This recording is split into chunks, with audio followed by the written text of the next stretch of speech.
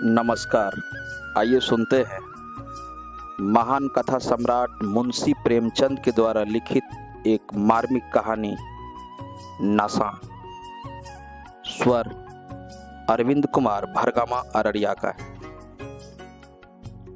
ईश्वरी एक बड़े जमींदार का लड़का था और मैं एक गरीब का लड़का, जिसके पास मेहनत मजूरी के सिवा और कोई जायदाद न थी। हम दोनों में परस्पर बहसें होती रहती थी। मैं जमींदारों की बुराई करता, उन्हें हिंसक पशु और खून चूसने वाली जोंक और वृक्षों की चोटी पर फूलने वाला बंझा कहता।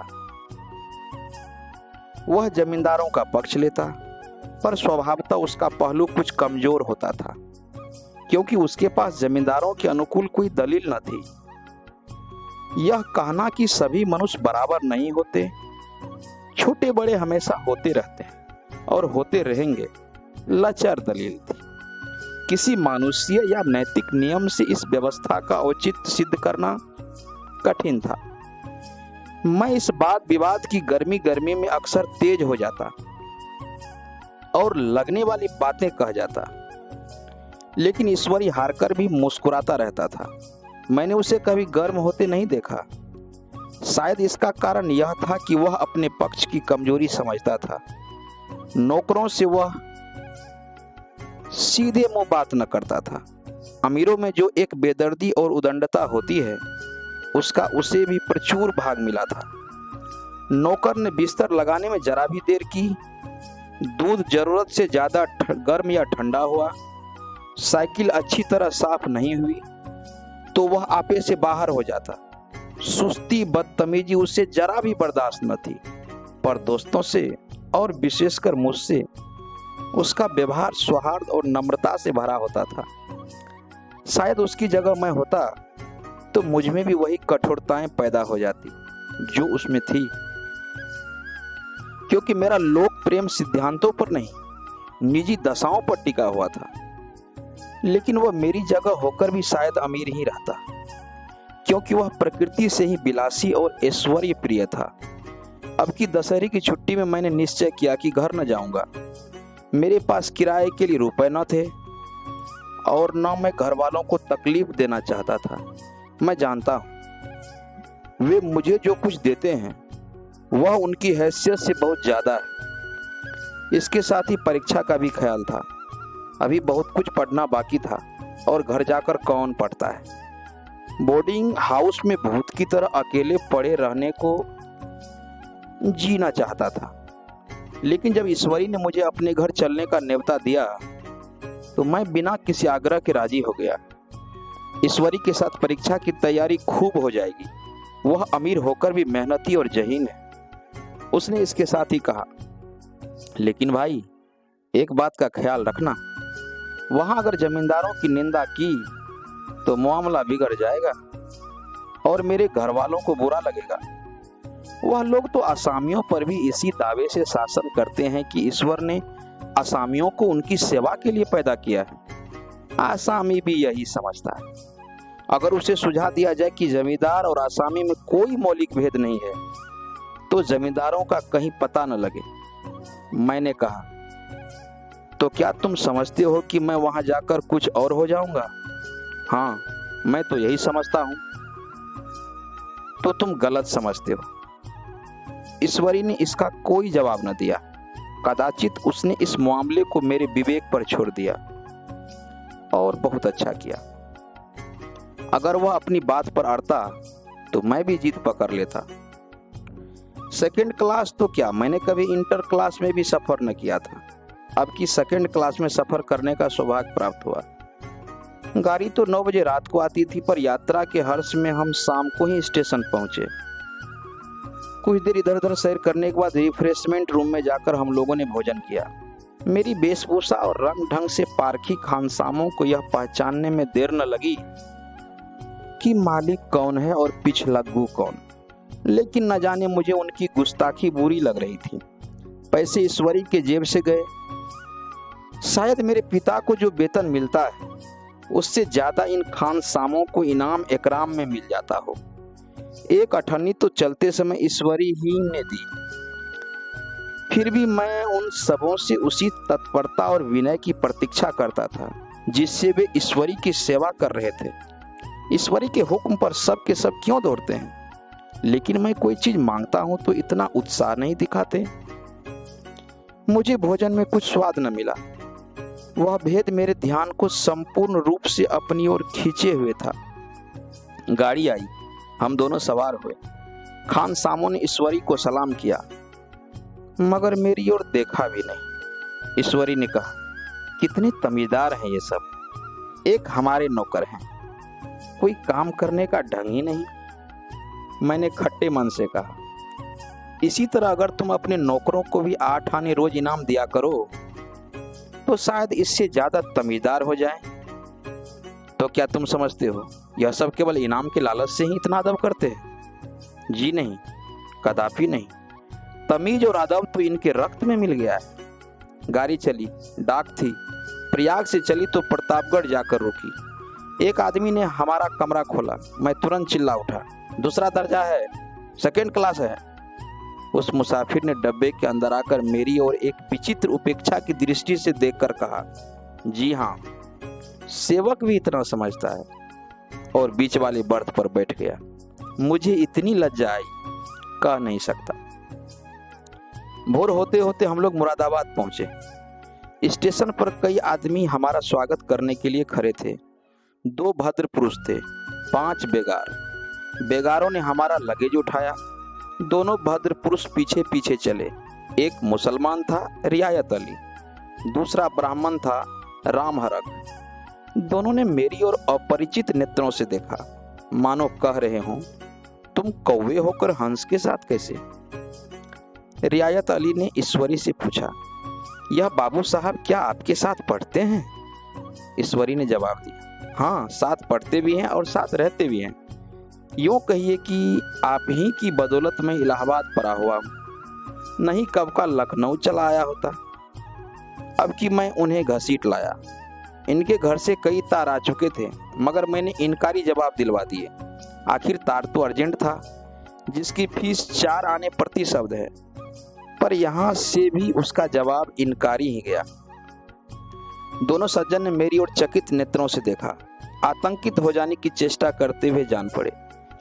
रियायत अली ने अर्ध शंका के स्वर में कहा, लेकिन आप बड़े सादे लिबास में रहते हैं।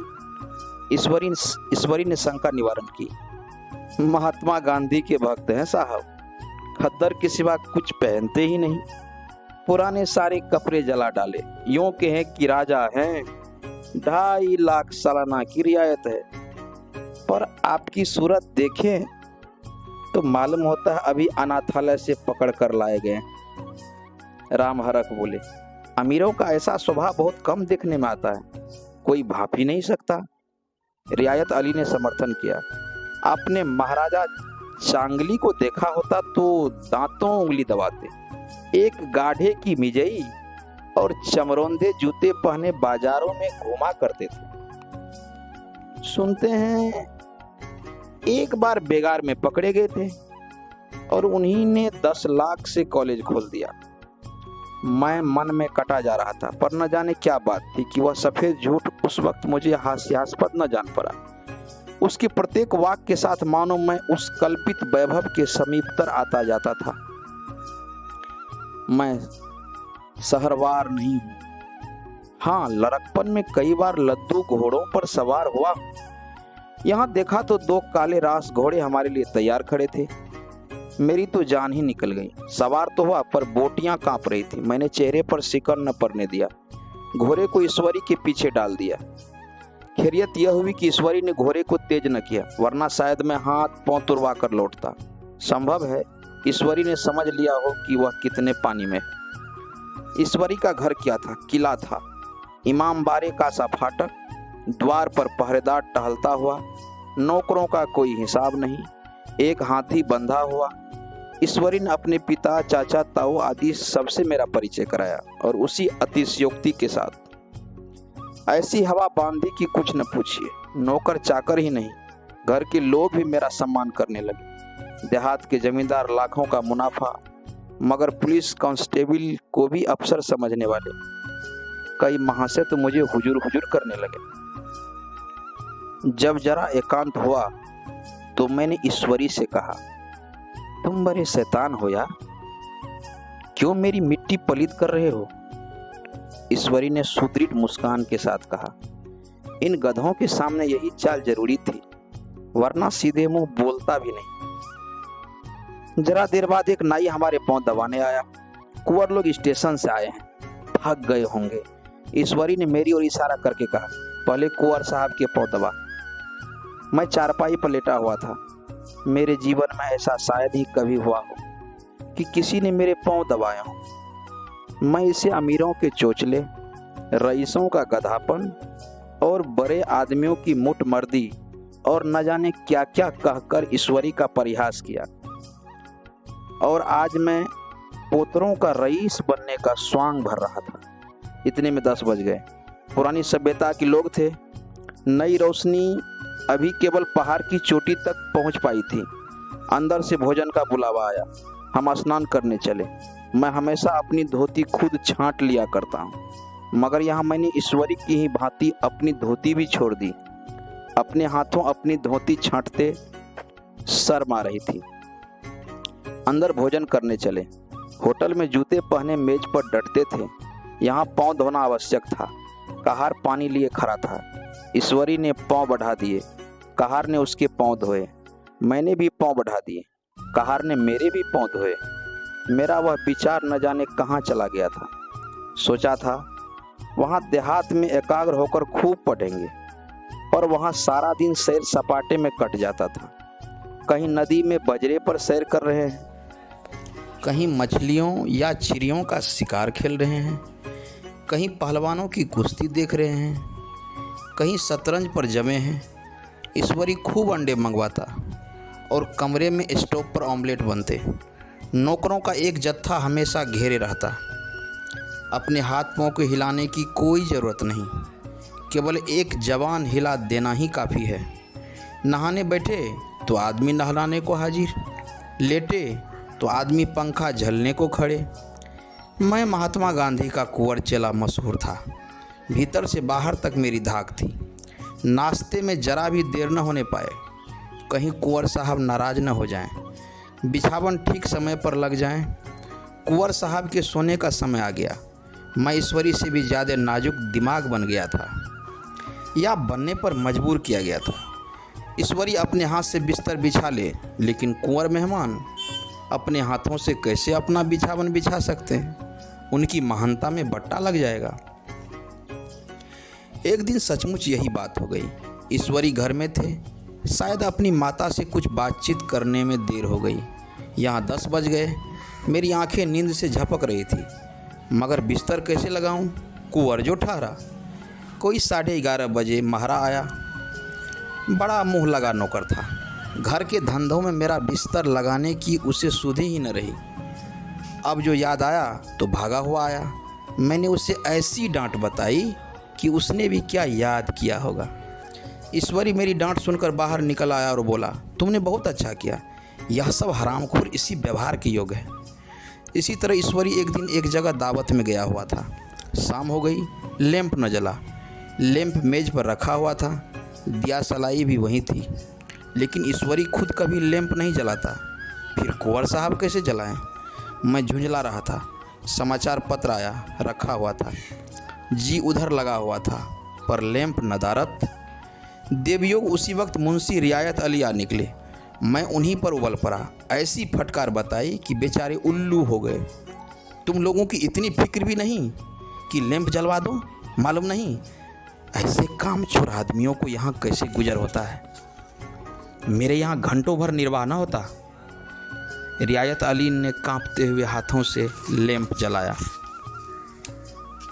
वहाँ एक ठाकुर अक्सर आया करता था। कुछ मनचला आदमी था, महात्मा गांधी का परम भक्त। मुझे महात्मा जी का चेला समझकर मेरा लिहाज करता था, पर मुझसे कुछ पूछते संकोच करता था।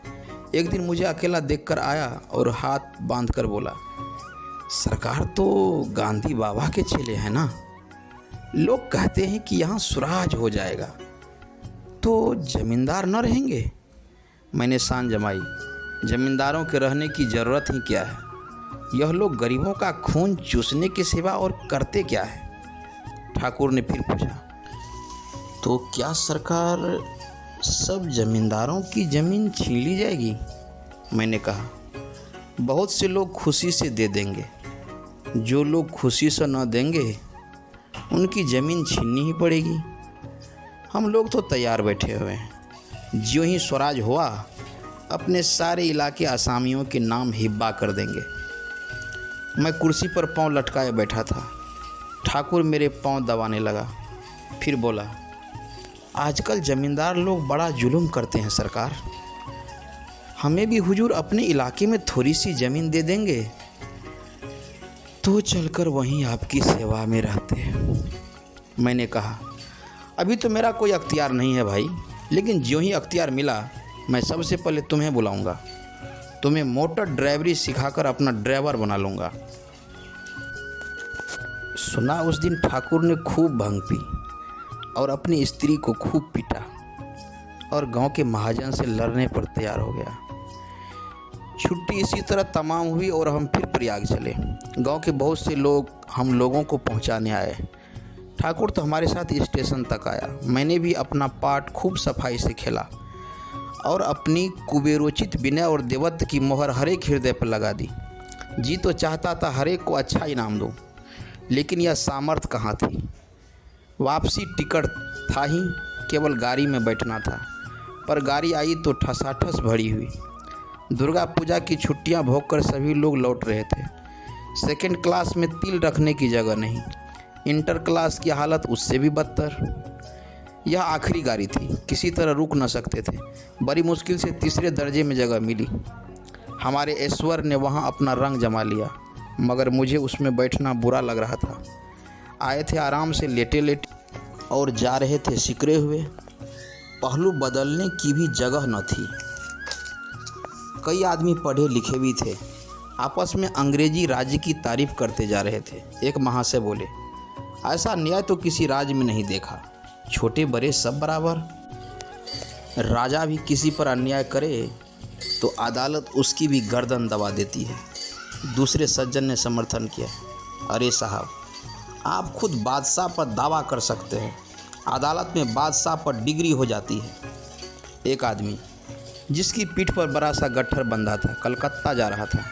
कहीं गठरी रखने की जगह न मिली थी, पीठ पर बांधे हुए था। इससे बेचैन होकर बार बार द्वार पर खड़ा हो जाता। मैं द्वार के पास ही बैठा हुआ था। उसका बार बार आकर मेरे मुंह को अपनी गठरी से रगड़ना मुझे बहुत बुरा लग रहा था। एक तो हवा यूं ही कम थी, दूसरे उस गवार का आकर मेरे मुंह पर खड़ा हो जाना मानो मेरा गला दबाना था। मैं कुछ देर जब्त किए बैठा रहा। एकाएक मुझे क्रोध आ गया। मैंने उसे पकड़कर ढकेल दिया और 2-4 तमाचे जोर जोर से लगाए। उसने आंखें निकाल कर कहा, क्यों मारते हो बाबूजी, हमने भी किराया दिया है। मैंने उठकर 2-3 तमाचे और जड़ दिए। गाड़ी में तूफान आ गया। चारों ओर से मुझ पर बौछार पड़ने लगी। अगर इतने नाजुक मिजाज हो तो अव्वल दर्जे में क्यों नहीं बैठे? कोई बड़ा आदमी होगा तो अपने घर का होगा। मुझे इस तरह मारते तो दिखा देता। क्या कसूर किया था बेचारे ने? गाड़ी में सांस लेने की जगह नहीं, खिड़की पर जरा सांस लेने खड़ा हो गया तो उस पर इतना क्रोध। अमीर होकर क्या आदमी अपनी इंसानियत बिल्कुल खो देता है? यह भी अंग्रेजी राज है जिसका आप बखान कर रहे थे। एक ग्रामीण बोला, दफ्तरन माँ घुसन तो पावत नहीं, उस पर इतना मिजाज। ईश्वरी ने अंग्रेजी में कहा, व्हाट एन इडियट। और फिर मेरा नशा कुछ कुछ उतरता हुआ मालूम होता था। अभी आप सुन रहे थे मुंशी प्रेमचंद के द्वारा लिखित कहानी नशा, वाचन अरविंद कुमार का था। अगर कहानी अच्छी लगे तो लाइक, कमेंट और हाँ, सब्सक्राइब करना